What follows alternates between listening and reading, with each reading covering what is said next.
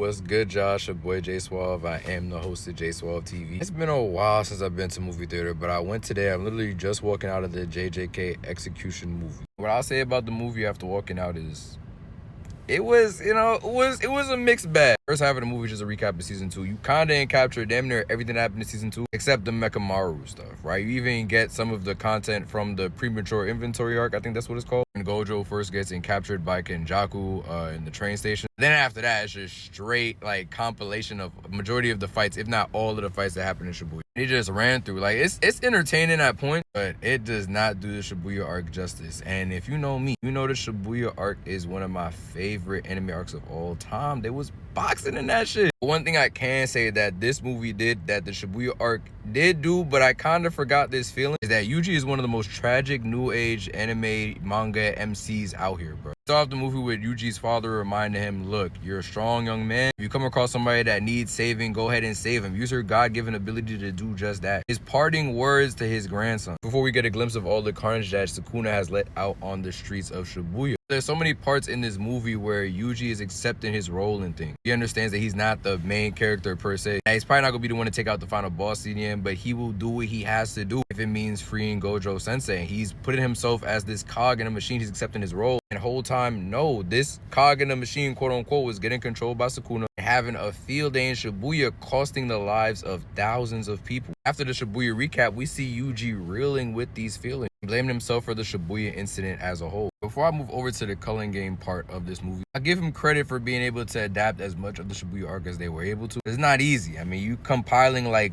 15 plus episodes in like 45 minutes. It served well as a refresher, but something about it, I don't know, I just wasn't really the biggest fan of how they portrayed this arc. Maybe it's just because I preferred how I viewed it on TV, waiting every week for a new episode. I guess what I would say to a JJK fan going to watch this movie is just don't expect the same vibe that we got when we watched JJK season 2. Definitely go feel a lot different. The focus just feels different because we're really focusing mainly on Yuji as opposed to in the season. We have all these different character focuses. And I'm also biased because I don't like these type of movies. I'm not a fan of the anime recap movie style. I don't like when Demon Slayer does. I never go to see that. But like I said, Shibuya is one of my favorite anime arcs of all time. So I gave it an exception. You know what I mean? Going into the second part of this movie though, the culling game. See, Yuta is back. As we know, by the end of season 2 of JJK, he had the mission to execute Yuji Itadori for everything that Sukuna as him did in the streets of Shibuya. We also got this other part of the second half of the movie that we did not see in season 2. Obviously, it's going to be carried over to start season 3. We get an introduction to the Zenin clan. Naya Zenin said to be the head of the clan after the death of Naobito. My boy got rotisserie by Jogo in the last season. And so he's ready to be the head of the clan. This man's reading out Naobito's will. Talk about, yeah, Naya's going to be the head of the clan. As long as he gets the green light from his brothers, he's all good. So now, yeah, he's cheesing. He's elated. He can't wait for this. And then the second shoe drop, he gets to telling him, well, this is all contingent on if Satoru Gojo is still around when this death happens. According to the will, if Gojo were to disappear, then they want to give ownership of the Zenin clan over to Megumi. Naya was not having this. This boy had it as his mission to be the head of this clan. He's about to go outside into the trenches of Tokyo to look for Itadori, potentially Megumi too, but he can literally kill 2 birds with 1 stone. Before either Yuta or Naya is able to interact with Yuji, we see Yuji and Choso. Yeah, Choso's a real one. He decided to stick around with his little brother in Tokyo, lining up all these curses in the city, deleting them one by one, and just trying to make the world a better place. I really did love this part of the movie a lot. Just seeing Itadori and Choso work together to take out these curses. Seeing Itadori's athleticism on screen, bro. This man was mid-air and still managed to pivot his body in a way to kick a demon in the middle of the air after running uphill on this bridge that was now going in like a curved direction. This man is just too athletic for his own good, but then it's like he got 15 Sukuna fingers inside him. Pause, but like, what is in those fingers? Also good to just see these two working together because you actually buy into the idea that these two could potentially be brothers. From when I was first reading this in the manga, and I was just like, I mean, like, it's cute Choso calling this man his brother or whatever. Not really fully understanding their relationship, but I'll let y'all anime only see that when the time comes. Anyway, after they get done rounding up these curses, Naya pulls up and instantly blitzes the hell out of Itadori and Choso. This man is hitting them with the illest set of combos before they can even blink, before they can even react to getting hit. And then to make matters worse, this man Yuta pulls up right after, talking about Yuji Itadori, I've come to execute you. So Choso's like, yeah, we gotta bounce. I know you feel the curse energy coming from Yuta, and this man just hit us with some shit. We gotta go.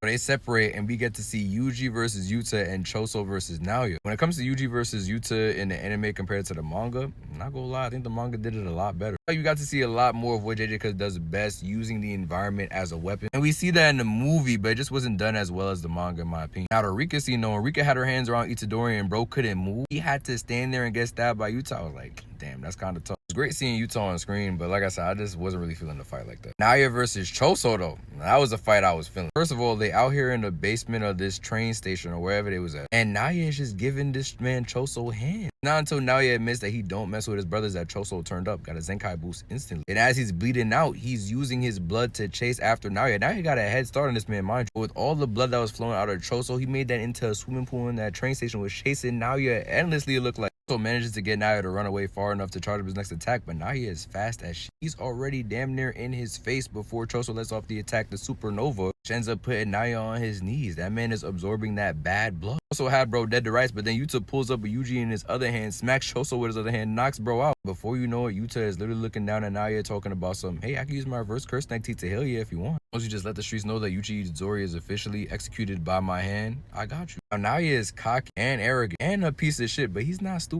So he takes the offer, and before you know it, we're in a flashback. The movie shows us a young Yuji, probably like a week out the womb, looking at his pops that we learn is Jin, and we see him talking to his pop, who's Yuji's grandfather, telling him, look, I know you wanted a kid for a long time, but Kaori is dead. She is not your Kaori no more. For the anime only, Kaori is Yuji's mom, or was Yuji's mom, now possessed by Kenjaku. Y'all like, who the fuck is Kenjaku? Y'all gotta wait to find out. I wish we got more of this in the manga, but after reading the manga and watching it in the movie, I feel like they gave us just enough to have that understanding that Yuji's past was tragic from the beginning, from the offset. It's a miracle Grandpa went on to live another 15 years, knowing what he knew about Kaori actually being Kenjaku. Anyway, Yuji's not dead. Shocker, main character. Yuta uses reverse curse technique to keep him alive as soon as he stabbed his heart, so he's alright. Kept him alive because Gojo told him, if anything happened to me, I want you to watch out for them first and second years, including Yuji Itadori. He was once on trial just like you. As we know, Yuta was about to get executed as well in the JJK Zero movie. Gojo, smooth operating ass, cut that shit off. He said, nah, he's good, he's with me. The same thing with Yuji, so he wants to make sure Yuji's alright, so Yuta protected him. He reminds Yuji that everything that happened in the city of Shibuya, you know, the fight with Maharaga, Jogo, all that was not you. That was Sukuna controlling you. That's not your own power. It all comes full circle to the beginning. That's one thing I can respect about the movie, that it keeps the main thing. Yuji has lost so much in the Shibuya arc. He's lost friends, he's killed innocents with Sakuya controlling him. He started to blame himself for that, but at the end of the day, like his grandfather told him, the power you have to protect those who cannot protect themselves. And Yuta's reminding him, look, that was not your power. That was Sukuna controlling you, so you got to keep getting up and doing what you're doing. And Fushiguro reminds him too, look, I was responsible for lives getting lost too. I summoned Maharaga for no reason. At the end of the day, we're not heroes, we're Jujutsu sorcerers. Constantly preached throughout the series that the life of a Jujutsu sorcerer is not sunshine and roses, and it's continued to be exemplified in this movie. I appreciated that. After Megami, I guess, kind of confirms that Nobara is dead, he tells Yuji about the Culling Games, and they spread the rules across the screen for the Culling Games mad fast. Had absolutely no time to read them. Also, that his sister's involved in this game. Yeah, Kenjaku went and found his sister and threw her in this game while she was in that coma. So he needs everybody that can fight to be a part of this so that he can save her. But they also need to find Tengen for reasons I'm forgetting right now. They end up finding him by the end of the movie once they reunite with Maki and Tsukumo. I was very happy to see Maki in this movie. Did not know if we were going to. If you don't know, now you know. Maki's my favorite girl in the series for reasons y'all are going to see later on this season. Let's know y'all not ready for the arc she's about to go on. The movie itself was pretty meh. They did a great job maintaining the message, but the compilation of the beginning just wasn't really feeling it. The way they ended the movie too,